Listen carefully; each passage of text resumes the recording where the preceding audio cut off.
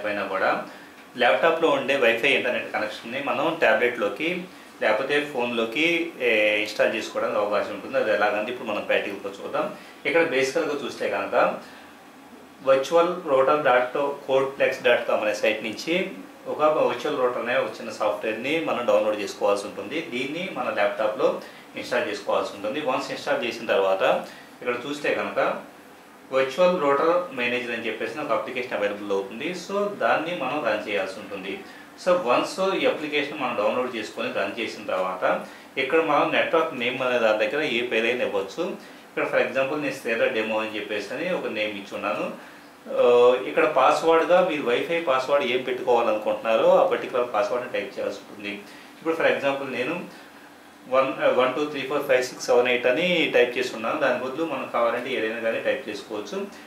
Shared connection అనే దాని దగ్గర మన దగ్గర ఏ కనెక్షన్ని షేర్ చేయాలనుకుంటున్నాం. ఇక్కడ వైఫై ఉంది కాబట్టి ల్యాప్టాప్లో వైఫైని సెలెక్ట్ చేసుకొని స్టార్ట్ వర్చువల్ రూటర్ అనే దాన్ని మనం క్లిక్ చేసామంటే కనుక ఆటోమేటిక్గా ఈ పర్టికులర్ డివైస్ ఒక రూటర్ లాగా పనిచేస్తుంది. వర్చువల్ రూటర్ స్టార్టెడ్ అని ఇక్కడ మనకు మెసేజ్ కనపడింది చూడండి.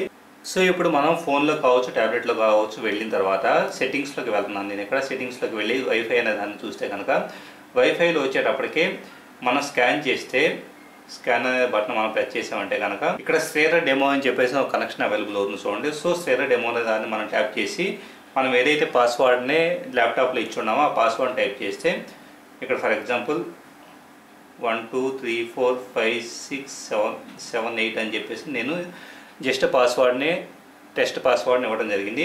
సో కనెక్ట్ అనే బటన్ ప్రెస్ చేసామంటే కనుక అప్టైనింగ్ ఐపీ అడ్రస్ అని చెప్పేసి అని వచ్చింది చూడండి. చూశారు కదా, ఇది కనెక్టెడ్ అని చెప్పేసి వచ్చేసింది. సో శ్రీధర్ డెమో అనే వైఫై కనెక్షన్కి ఇది కనెక్ట్ అయిపోయింది.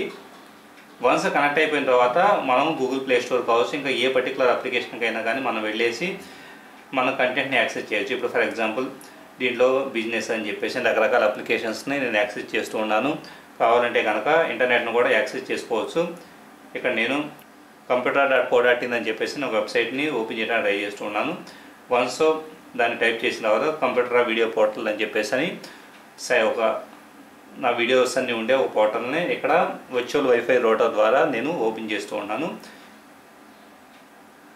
చూశారు కదా, ఆటోమేటిక్గా ఇంటర్నెట్ కనెక్షన్ అనేది ల్యాప్టాప్లో ఉన్న ఇంటర్నెట్ కనెక్షన్ ఏదైతే ఉందో ఆ ల్యాప్టాప్లో ఉన్న ఇంటర్నెట్ కనెక్షను వైర్లెస్గా మన దగ్గర ఎలాంటి రూటర్ లేకపోయినా కూడా దీంట్లో ఫోన్లో నేను యాక్సెస్ చేస్తున్నాను. Thank you very much for watching this video. ఈ వీడియో కనుక మీకు నచ్చితే మీ ఫ్రెండ్స్ కూడా షేర్ చేయగలరు. ఇలాంటి మరిన్ని టెక్నికల్ వీడియోస్ కోసం computer.co.in అనే వెబ్సైట్ని విజిట్ చేయగలరు.